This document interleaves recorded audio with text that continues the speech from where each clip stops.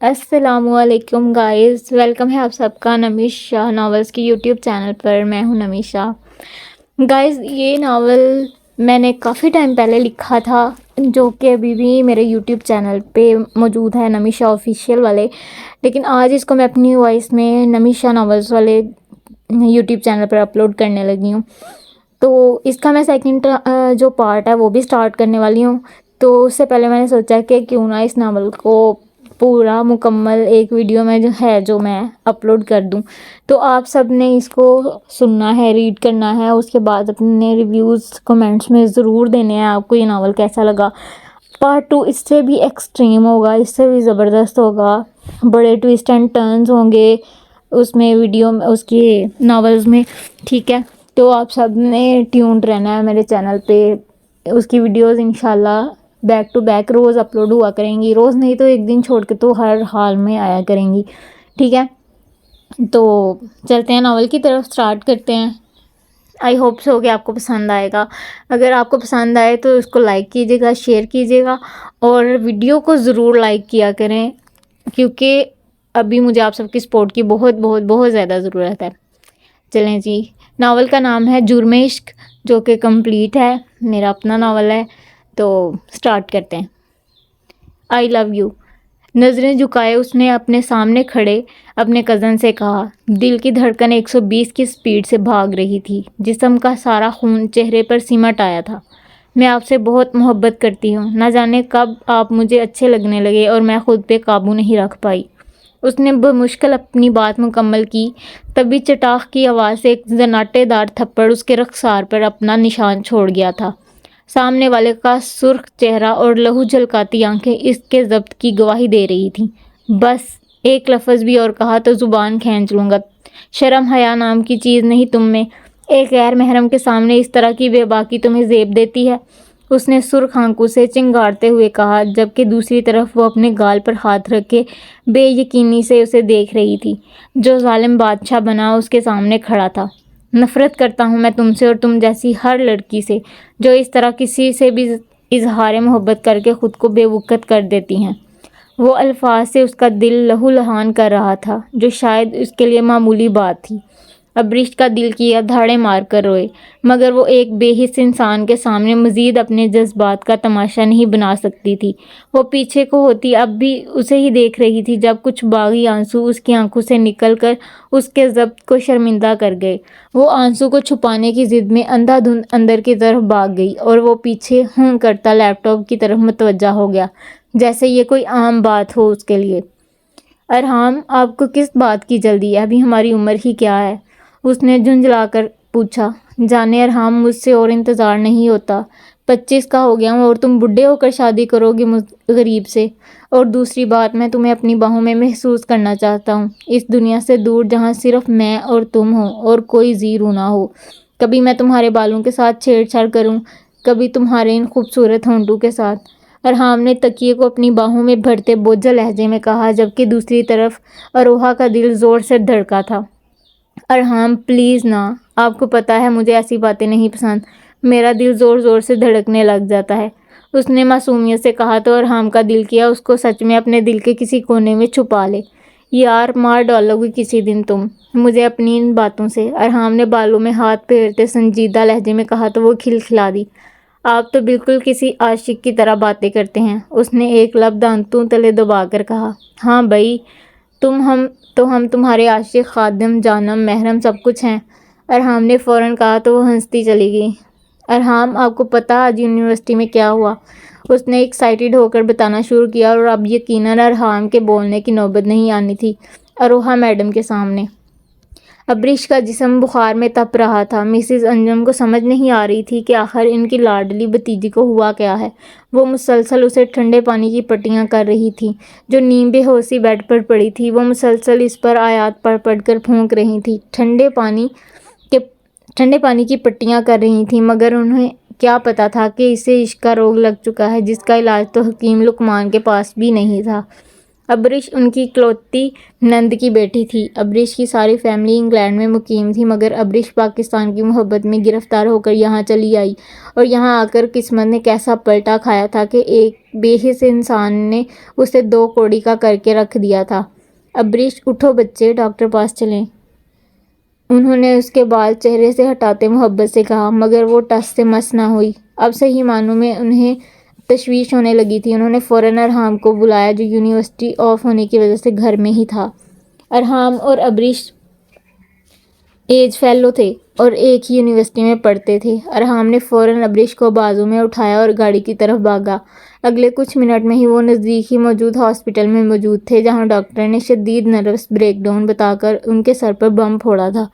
ارحام کو تو یقین نہیں آ رہا تھا کہ اس کی ہنستی مسکراتی دوست، جو کسی کو بھی دیوانہ بنا لے اپنی باتوں سے، اپنی مسکراتی آنکھوں سے، وہ بیڈ پر اس حالت میں پڑی ہے۔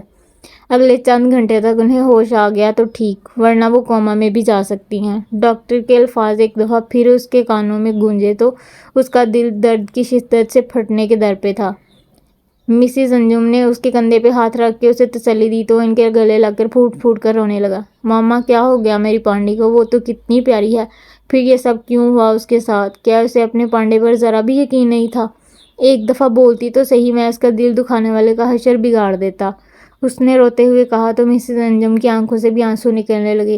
خدا نے انہیں بیٹی جیسی رحمت سے محروم رکھا تھا، اور یہ بات اکثر ان کے دل میں کسی تیر کی طرح لگتی، مگر 2 سال پہلے جب ابریش اپنی گریجویشن کے لیے ان کے پاس آئی تو انہیں لگا خدا نے ان کی دلی مراد پوری کر دی ہے، اور اسی وجہ سے انہوں نے ابریش کو کہا کہ وہ ان کو ماما بولے کرے۔ بیٹا دعا کرو اسے ہوش آ جائے، میں جانتی ہوں میری بیٹی اتنی کم ہمت نہیں ہو سکتی، انہوں نے ارحام کے سر پر ہاتھ پھیرتے ہوئے کہا، اور خود بھی دعائیں کرنے لگیں۔ نفیس صاحب کا شمار شہر کے معززین میں ہوتا تھا۔ نام کی طرح ان کی طبیعت بھی کافی نفیس تھی۔ شادی ہوئی اور خدا نے 2 جڑواں بچوں سے نوازا، بیٹا انجم اور بیٹی زرکا۔ جڑواں ہونے کی وجہ سے دونوں ایک دوسرے پر جان چھڑکتے، ہر طرف خوشیاں ہی خوشیاں تھیں۔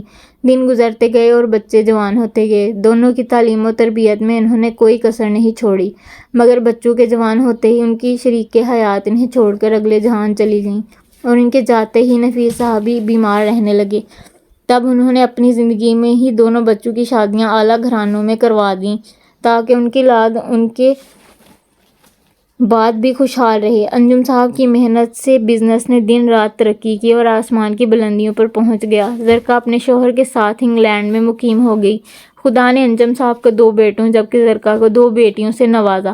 تب بچپن میں ہی نفیس صاحب نے بچوں کو آپس میں منسوب کر دیا، مگر اس بات سے بچے لا علم تھے، اور نہ ہی زرکا اور انجم ان پر اپنی مرضی تھوپنا چاہتے تھے۔ اب یہ تو وقت ہی طے کرنے والا تھا کہ اس کی قسمت میں کتنی عشق کی خواری لکھی ہوئی تھی۔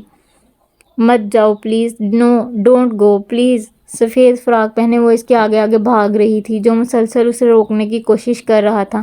نہ تو وہ اس کے ہاتھ آ رہی تھی اور نہ ہی اس کی کسی پکار کا جواب دے رہی تھی۔ نو۔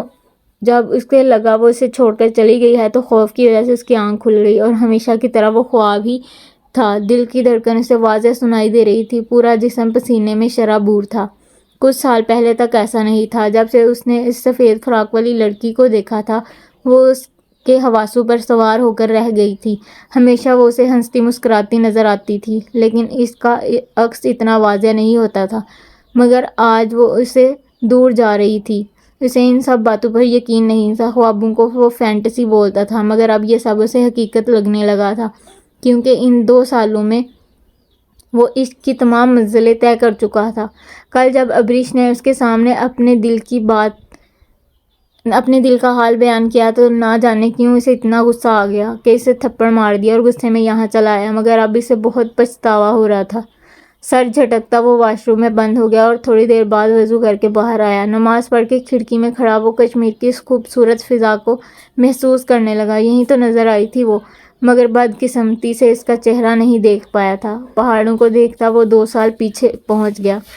چاروں طرف بڑے بڑے پہاڑ، جن پر قداور درختوں کا سایہ تھا۔ وہ پہاڑوں کے درمیان میں بنا فارم ہاؤس، جس کے ایک طرف پانی کی ندی بہتی تھی، ہر طرف ہریالی ہی ہریالی تھی، اور ان میں سے آتی پرندوں کی خوبصورت آواز جو ماحول کو سحر انگیز بنا رہی تھی، اور سب سے بڑھ کر کانوں میں رس گھولتی جھرنے کے پانی کی گرنے کی آواز، جو نظر تو نہیں آ رہا تھا مگر اس کی آواز دل کو کافی بھلی لگ رہی تھی اور تجسس پیدا کر رہی تھی. ایسے لگ رہا تھا مانو جنت میں پہنچ گئے ہوں.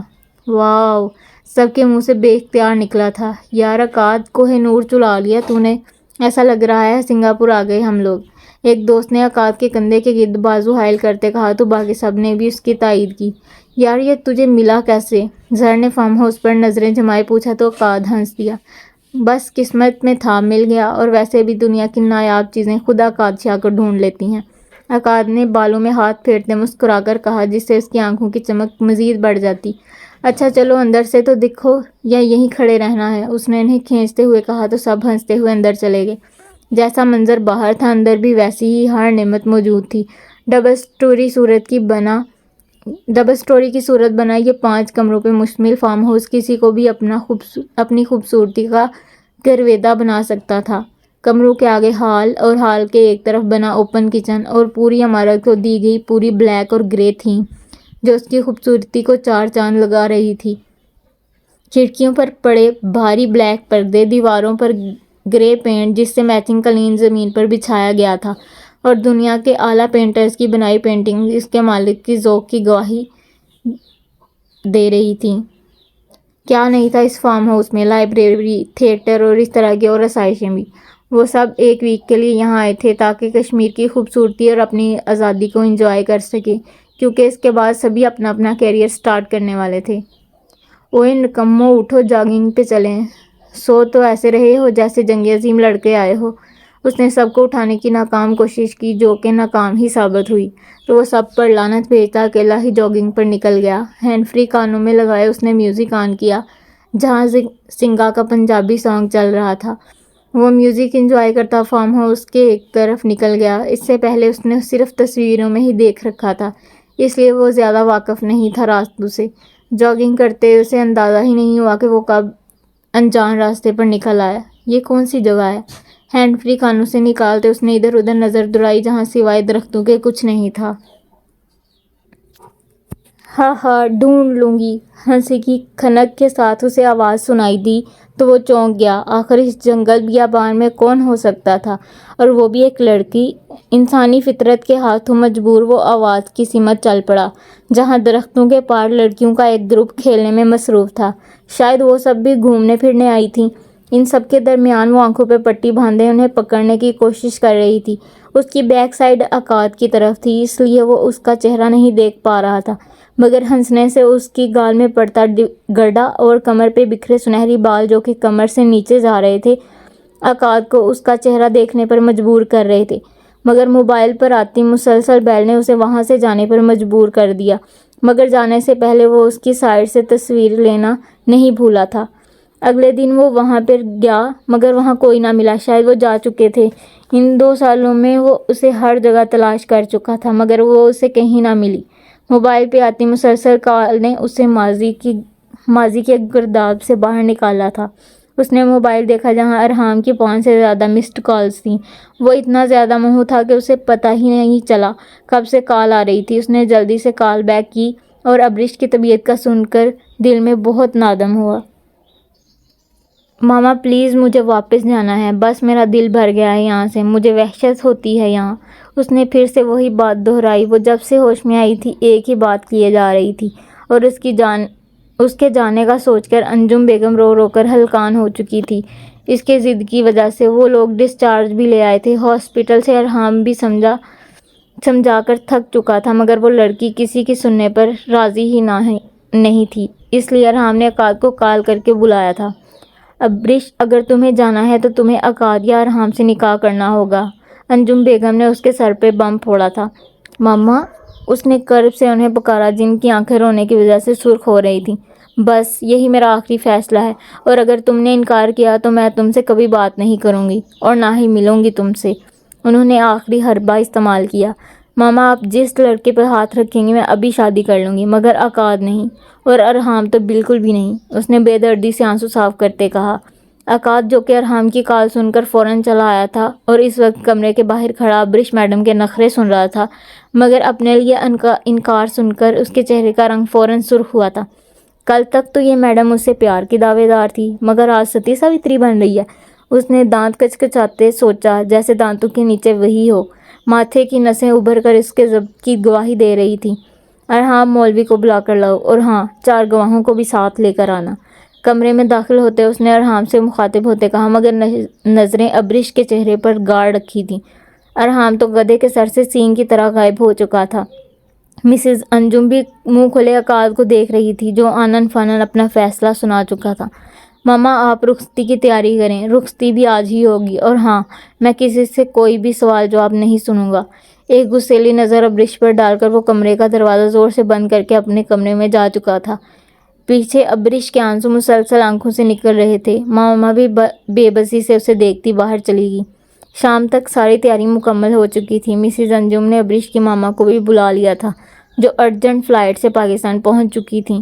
انہیں نکاح کی وجہ سے انجم بیگم کی طبیعت خرابی بتائی تھی، جسے سن کر وہ دوڑی چلی آئی تھی۔ نکاح ہوا اور وہ ایک ہی لمحے میں مسز عقاد انجم بن گئی، مگر اسے بالکل بھی خوشی نہیں تھی، کیونکہ وہ جانتی تھی یہ صرف عقاد کی ضد ہے اور کچھ نہیں۔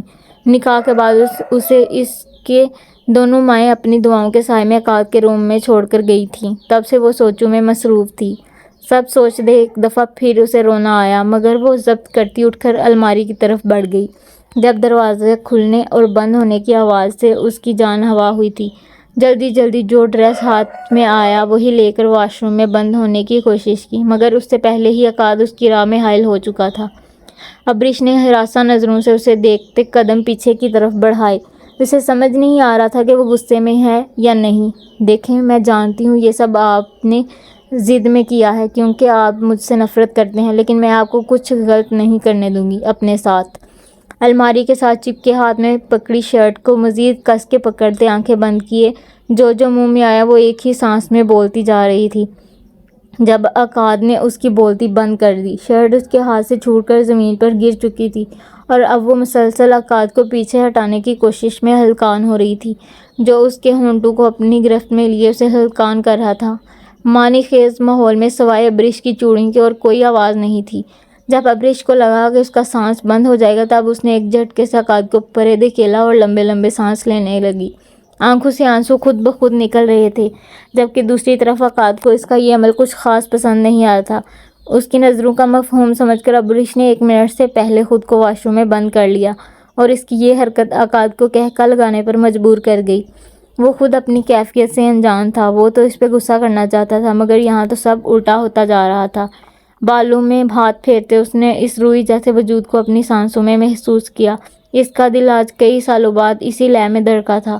عجیب سکون تھا ابریش کی قربت میں، جس نے اسے دنیا بھلا دی تھی۔ وہ سوچتا چینجنگ روم میں بند ہو گیا۔ ابریش نے آئینے کے سامنے خود کو دیکھا، جہاں چہرہ خون جھلکا رہا تھا۔ اسے ایسے لگ رہا تھا کہ اس کا دل پسلیاں توڑ کر باہر آ جائے گا۔ ٹانگیں الگ کانپ رہی تھی۔ آنسو صاف کرتے اس نے منہ پر پانی کی چھینٹے مارے، اور اب آئینے میں کھڑی خود کو دیکھ رہی تھی۔ سفید رنگ کے شرارے میں سرخ دوپٹہ سر پر سیٹ کیے، ہونٹوں پر ریڈ لپسٹک لگائے جو کہ اب مٹ چکی تھی، وہ اپنے کم سن حسن کے ساتھ کسی کو بھی اپنا دیوانہ بنا سکتی تھی۔ اس نے دوپٹے کی پنز نکال کر بالوں کا جوڑا کھولا تو بال اس کی کمر کو چھپا گئے۔ کچھ لمحے پہلے کا سوچ کر ایک دفعہ پھر اس کے گال تمتما اٹھے۔ سوچوں کو جھٹکتی وہ فریش ہونے لگی، مگر اب اصل مسئلہ تو باہر جانے کا تھا۔ دل میں دعائیں اور ورد کرتی وہ باہر نکلی، جہاں کمرے میں 0 بلب کی روشنی تھی۔ وہ شکر کرتی جلدی سے بیڈ کے ایک طرف آ کر لیٹ گئی۔ ذہنی اور جسمانی تھکاوٹ کی وجہ سے نہ جانے کب نیند کی وادیوں میں گم ہو گئی۔ کیا ہوا بھابھی، آپ یہاں کیوں بیٹھی ہیں؟ زرکا ابریش کی ماما نے صوفے پر بیٹھتے ہوئے پوچھا۔ کچھ نہیں، سب اتنی جلد ہو گیا کہ ابھی تک یقین نہیں آ رہا، انہوں نے ایک آہ بھرتے کہا۔ بھابھی آپ نے سنا نہیں کہ جو ہوتا ہے اچھے کے لیے ہوتا ہے؟ آپ سوچ سوچ کر پریشان نہ ہو۔ آج اگر بھائی زندہ ہوتے تو یقیناً وہ بھی بہت خوش ہوتے، انہوں نے مسز انجم کو دلاسا دیتے ہوئے کہا۔ 1 سال پہلے ہارٹ اٹیک سے انجم صاحب کی ڈیتھ ہو گئی، جس کے بعد ساری ذمہ داریاں عقاد پر آ گئیں، اور کام کے جھنجٹ میں وہ ایسا پھنسا کہ پھر مسکرانا ہی بھول گیا۔ اس لیے ابریش اور ارحام نے اس کا نام ہی کھڑوس رکھ دیا تھا۔ ہاں بے شک، اللہ ہمارے بچوں کو آپس میں خوش رکھے اور دونوں کے دلوں میں محبت ڈال دے، آمین، دونوں ایک ساتھ کہتی باتوں میں مصروف ہو گئیں۔ رات کا نہ جانے کون سا پہر تھا جب عقاد کو اپنے اوپر ہلکا سا دباؤ محسوس ہوا، مگر اس نے اپنا وہم سمجھ کر جھٹک دیا۔ مگر پھر سے احساس ہونے پر اس نے اپنی آنکھیں کھولی تو ابریش میڈم اس کے اوپر اپنا ایک بازو اور ٹانگ رکھے نیند کے مزے لوٹ رہی تھی۔ شاید نیند میں ہونے کی وجہ سے احساس نہیں تھا کہ وہ کہاں ہے اور کس کے اتنا نزدیک ہے۔ عقاد نے بغور اس کا چہرہ دیکھا جو ہمیشہ اسے اپنی طرف کھینچتا تھا، گلاب سے نازک ہونٹ جن پر ابھی بھی ہلکی سی لالی لگی تھی۔ عقاد نے انگوٹھے سے اس کے ہونٹوں کو چھوا تو اس نے نیند میں بھی برا منا لیا، اسی لیے رخ دوسری طرف کرتی پھر سے سو گئی۔ شاید یہ عقاد کی نظروں کی تپش تھی جس نے اسے رخ موڑنے پر مجبور کر دیا تھا۔ عقاد ٹھنڈی سانس خارج کرتا اٹھ کھڑا ہوا۔ ذہن کے پردے پر اس سفید فراق والی لڑکی کا خیال آیا، مگر اب شاید وہ اسے کبھی نہیں ملنی تھی۔ اس نے کبھی سوچا بھی نہیں تھا کہ زندگی اس طرح اچانک بدل جائے گی۔ سوچوں کو جھٹکتے وہ فریش ہونے واش روم میں چلا گیا۔ ابریش کی آنکھ کافی لیٹ کھلی تھی۔ 3 دن کی بے چینی کے بعد آج اسے سکون کی نیند آئی تھی۔ تھوڑی دیر بستر پر لیٹ کر اس نے اپنے حواس بحال کرنے چاہے جب آہستہ آہستہ کل کی تمام باتیں اس کے ذہن میں چلنے لگیں، اور ساتھ ہی عقاد کی رات والی حرکت بھی۔ اس نے سوچا بھی نہیں تھا کہ عقاد کبھی اس کے اتنا قریب بھی آ سکتا ہے۔ سوچ کر ہی اس کا دل تیزی سے دھڑکنے لگا تھا۔ وہ جلدی سے اٹھ کر بیٹھ گئی جب اس کا سانس صحیح معنوں میں اٹکا تھا، کیونکہ وہ سامنے ہی صوفے پر فریش سا بیٹھا اس کی ایک ایک حرکت نوٹ کر رہا تھا۔ ابریش نے چور نظروں سے اس کے تاثرات جانچنے چاہے، مگر وہ اندازہ نہیں لگا پائی کہ وہ کس موڈ میں ہے۔ مجھے لیٹ اٹھنے والی لڑکیاں بالکل پسند نہیں، اس نے ابریش کو دیکھتے ہوئے کہا، تو وہ جو اب تک دل میں طرح طرح کے حسین خیالات سجا چکی تھی، سب ایک لمحے میں اس بے حس انسان نے زمین بوس کر دیے تھے۔ میں آپ کو ویسے بھی نہیں پسند، یاد رکھا کریں یہ بات، پٹاخ سے کہتی وہ واش روم میں بند ہو گئی، جبکہ اس کی حاضر جوابی پر عقاد اپنی ہنسی کا گلا گھونٹ کر بال سیٹ کرنے لگا۔ کل سے اپنی یونیورسٹی سٹارٹ کرو، کسی بھی طرح کے خیالی پلاؤ پکانے کی ضرورت نہیں، سمجھی؟ اس کے واش روم سے باہر آتے ہی وہ اسے آرڈر دیتا کمرے سے باہر نکل گیا۔ کل سے جونی جوائن کرو، ہٹلر کہیں کا خڑوس پرسن۔ منہ ٹیڑھا میڑھا کر کے اس کی نقل اتارتی وہ بال کنگھی کرنے لگی۔ آج ان کی شادی کو 1 ہفتہ گزر چکا تھا، مگر نہ عقاد نے اس کی طرف قدم بڑھائے تھے اور نہ ہی ابریش کو اسے اپنی طرف مائل کرنا آیا تھا۔ وہ صبح گھر سے نکلتا اور رات گئے واپس آتا۔ ماما بھی اسے کئی دفعہ بول چکی تھی، مگر وہ ہر دفعہ کام کا برڈن بول کر انہیں ٹال دیتا۔ اب تو ابریش بھی اکتا چکی تھی، اس لیے آج اس نے سوچ لیا تھا کہ وہ عقاد سے بات کر کے ہی رہے گی۔ اسی لیے تو رات کے 2 ہونے کو آئے تھے، مگر وہ اس کا انتظار کر رہی تھی۔ بیڈ کی بیک سائڈ سے ٹیک لگائے وہ بمشکل خود کو جگائے رکھنے کی کوشش کر رہی تھی جب کلک کی آواز سے دروازہ کھلا اور وہ ستمگر اندر داخل ہوا، مگر ایک نگاہ غلط اس پر ڈالے بغیر واش روم میں چلا گیا۔ مجھے آپ سے ضروری بات کرنی ہے، اس کے روم میں واپس آتے ہی ابریش نے کہا۔ کیا بات کرنی ہے؟ کافی ٹائم ہو گیا ہے، سو جاؤ، صبح بات کریں گے۔ دوپٹے کے بغیر اس کے جسم کی تمام رعنائیاں واضح ہو رہی تھیں۔ رات کی تاریکی اور ملکیت کا احساس مزید اس پر حاوی ہو رہا تھا۔ اس نے ابریش کے وجود سے نظریں چراتے ہوئے بستر کی طرف قدم بڑھائے جب ابریش نے اس کا بازو پکڑ لیا۔ مجھے ابھی بات کرنی ہے، کیوں کر رہے ہیں آپ ایسا میرے ساتھ؟ کیا بگاڑا ہے میں نے آپ کا؟ اس نے آنسو ضبط کرتے مشکل سے اپنی بات مکمل کی۔ میں بہت تھک چکا ہوں، اس لیے صبح بات کریں گے۔ لائٹ آف کر کے لیٹ جاؤ۔ اس کا گال تھپتھپاتے اس نے لحاف اپنے اوپر لینا چاہا۔ آپ کو سمجھ نہیں آ رہا، میں کچھ پوچھ رہی ہوں، ابریش نے چیختے ہوئے کہا تو عقاد نے اس کا بازو کھینچ کر اس کے ہونٹوں کو اپنی سلگتی گرفت میں لے لیا اور ایک ہی لمحے میں اس کی بولتی بند کر دی۔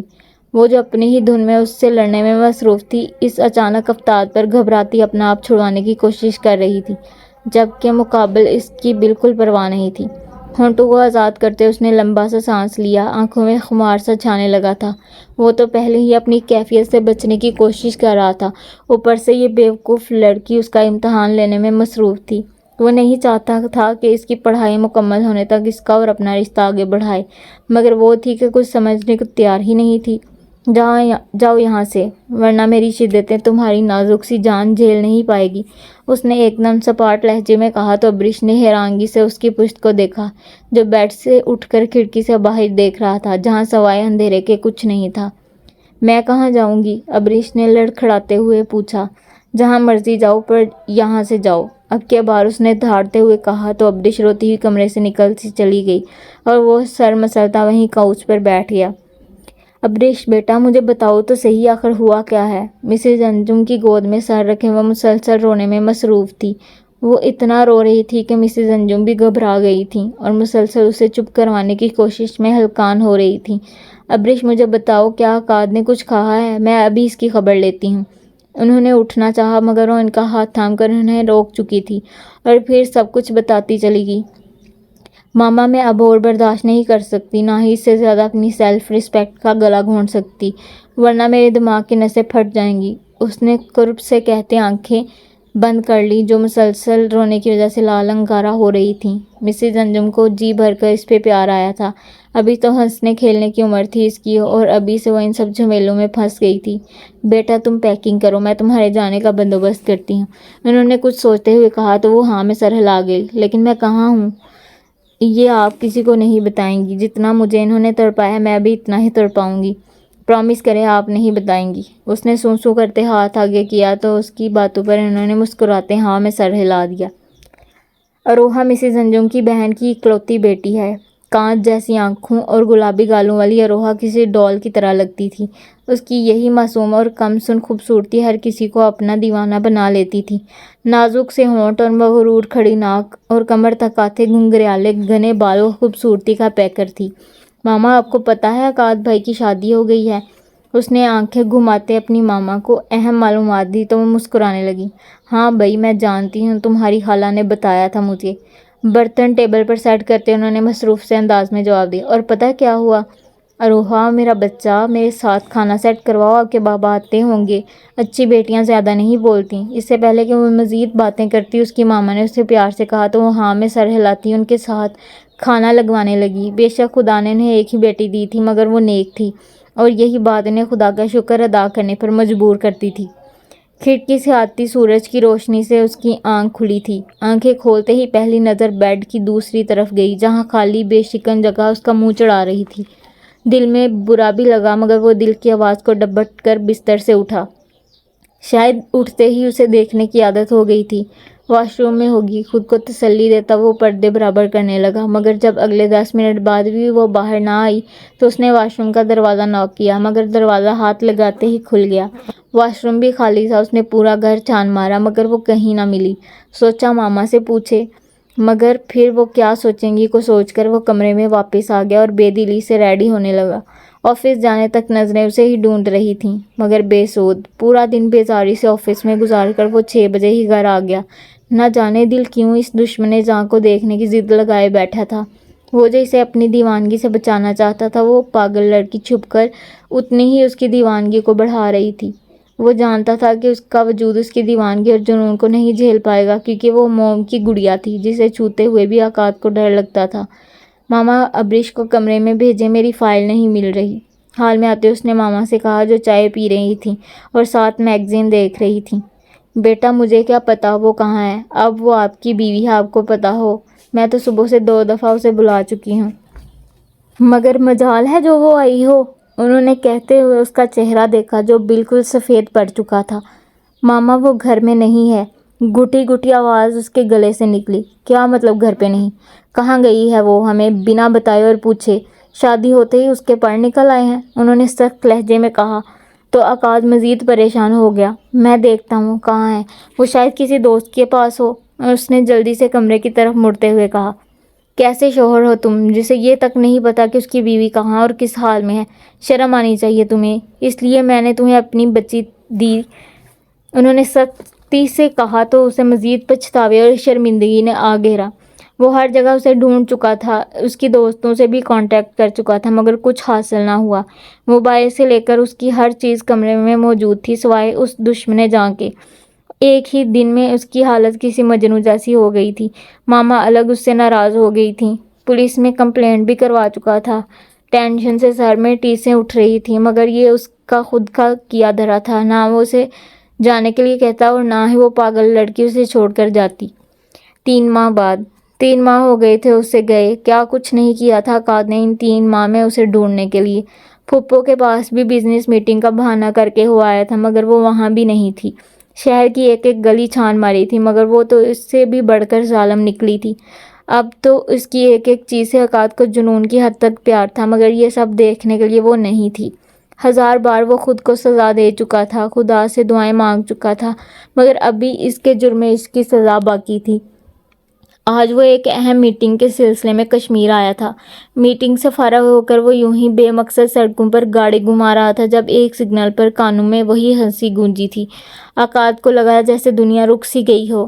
اس نے چاروں طرف نظریں دوڑائیں، جب ایک جگہ نظر خود بخود رک سی گئی۔ سگنل پر کھڑی وہ وہی لڑکی تھی جسے آج سے 2.5 سال پہلے اس نے جنگل میں دیکھا تھا۔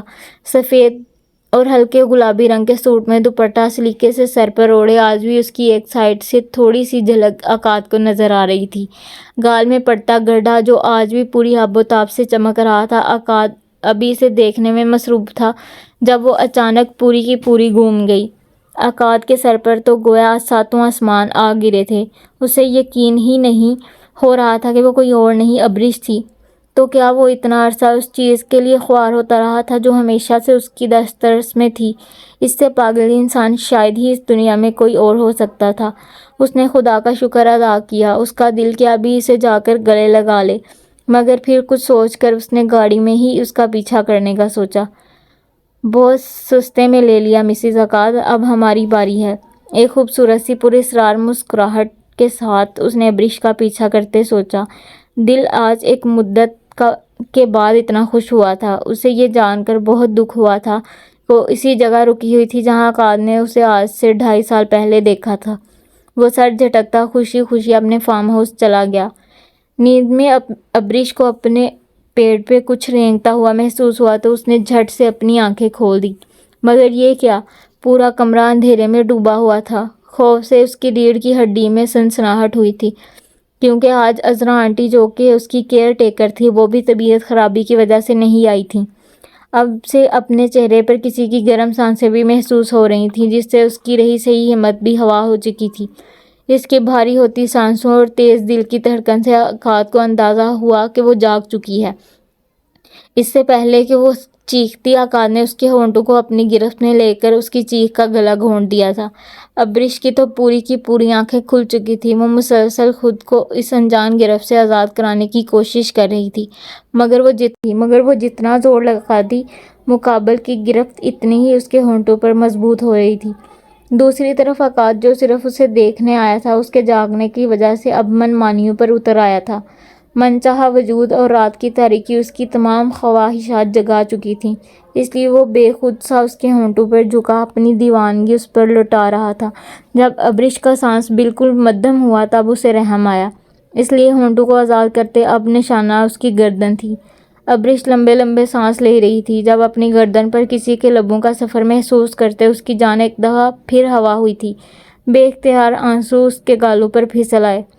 چھوڑو مجھے، کون ہو تم؟ اس نے روتے ہوئے کہا تو عقاد کو ہوش آیا۔ کیوں، ٹیسٹ پسند نہیں آیا وائفی؟ ویسے کیا اتنی جرأت تمہارے شوہر نامدار کے سوا کوئی کر سکتا ہے؟ اس کا رونا محسوس کرتے، مزید اسے تنگ کرنے کا ارادہ ترک کرتے، اس نے گمبھیر بوجھل لہجے میں کہتے اس کے گال پر لب رکھے تو صحیح معنوں میں ابریش کی آنکھوں کے سامنے تارے ناچ گئے۔ چھوڑیں مجھے، آپ کی ہمت بھی کیسے ہوئی مجھے چھونے کی؟ خوف کی وجہ سے اس سے بولا تک نہیں جا رہا تھا۔ تبھی عقاد نے ہاتھ بڑھا کر لائٹ آن کر دی۔ اب وہ بیڈ پر لیٹی بے یقینی سے اسے دیکھ رہی تھی، جبکہ عقاد بھی اس پر جھکا اسے ہی دیکھنے میں مصروف تھا۔ وہ پہلے سے زیادہ خوبصورت ہو گئی تھی۔ آپ کو شرم نہیں آتی کسی لڑکی کے کمرے میں اس طرح آتے؟ اس نے بمشکل اپنے خوف پر قابو پاتے ہوئے عقاد سے کہا، جو مسلسل اسے دیکھنے میں مصروف تھا، اور اس کا یہی دیکھنا ابریش کو خوف میں مبتلا کر رہا تھا۔ پہلے تو تم اپنی شرٹ کا گلا ٹھیک کرو، ورنہ میں زیادہ دیر خود پر قابو نہیں رکھ سکتا۔ عقاد نے اس کی شرٹ کی طرف اشارہ کیا جس کا گلا کافی ڈیپ تھا، جس کی وجہ سے اس کے جسم کی رہنائیاں واضح ہو رہی تھیں۔ اس کی بات کا مطلب سمجھتی وہ شرم سے پانی پانی ہو گئی اور فوراً سائڈ سے دوپٹہ پکڑ کر اپنے اوپر لیا۔ جائیں یہاں سے ورنہ میں شور مچا دوں گی۔ اپنی شرمندگی کو کم کرنے کے لیے جو اس کے منہ میں آیا بول گئی۔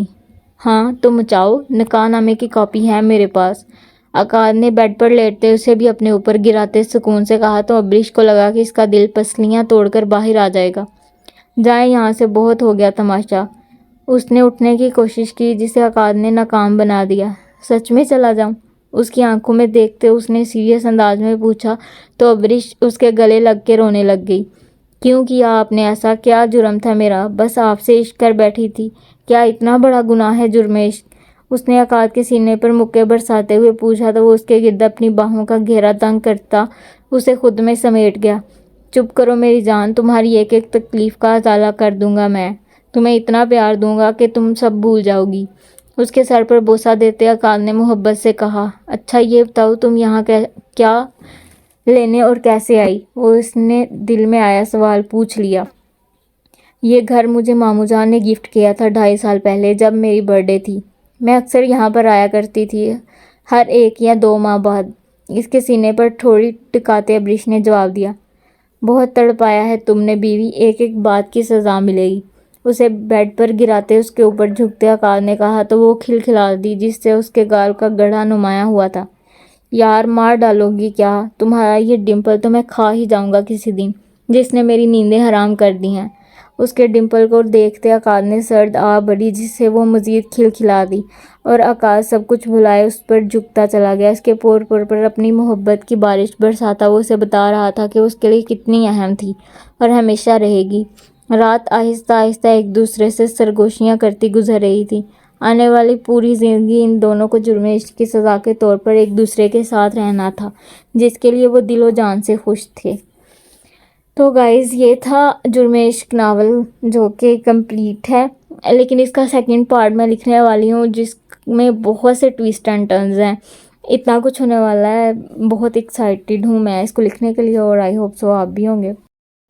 اس کا پارٹ 1 لکھنے کے لیے میں اتنی ایکسائٹیڈ نہیں تھی جتنا کہ میں اس کا پارٹ 2 لکھنے کے لیے ایکسائٹیڈ ہوں، کیونکہ ابریش اور عقاد کی لائف جہاں پہ میں نے اسٹاپ کی تھی، جہاں پہ یہ ناول اینڈ ہوا ہے، اس کے آگے کیا ہوگا وہ سارا پارٹ 2 میں آپ کو دیکھنے کو ملے گا۔ کیا یہ سارا کچھ ایسے ہی چلتا رہے گا، ان کی لائف ایسے ہی اسموتھلی جائے گی، یا کیا ہونے والا ہے آگے؟ بہت سے ٹویسٹ اینڈ ٹرنز ہیں۔ دوسری بات، اروہا اور ارحام کی لو اسٹوری کیا موڑ لے گی؟ وہ دونوں آپس میں ملیں گے یا نہیں ملیں گے، یا ابریش کی لائف میں کوئی آئے گا اور یا عقاد کی لائف میں کوئی اور آئے گا؟ بہت سے جو ہیں وہ مزے کے اس میں موڑ ہیں جو آپ کو اس کے پارٹ 2 میں دیکھنے کو ملیں گے۔ جب میں نے پارٹ 1 لکھا تھا تو مجھے بڑی ڈیمانڈ آئی تھی کہ پارٹ 2 لکھیں ارحام اور اروہا کی سٹوری دکھائیں، تو تب میں نے نہیں لکھا، لیکن ابھی میں اس کو لکھوں گی اور ضرور لکھوں گی، اور لیکن اس کے لیے مجھے آپ سب کی سپورٹ کی بہت زیادہ ضرورت ہے، تو ضرور مجھے سپورٹ کریں۔ تو مجھے کمنٹس میں بتائیں کہ اس کا پارٹ 2 جو ہے وہ کب سے سٹارٹ کروں، اور پارٹ 1 آپ کو کیسا لگا ہے وہ مجھے ضرور بتائیے گا۔ اللہ حافظ۔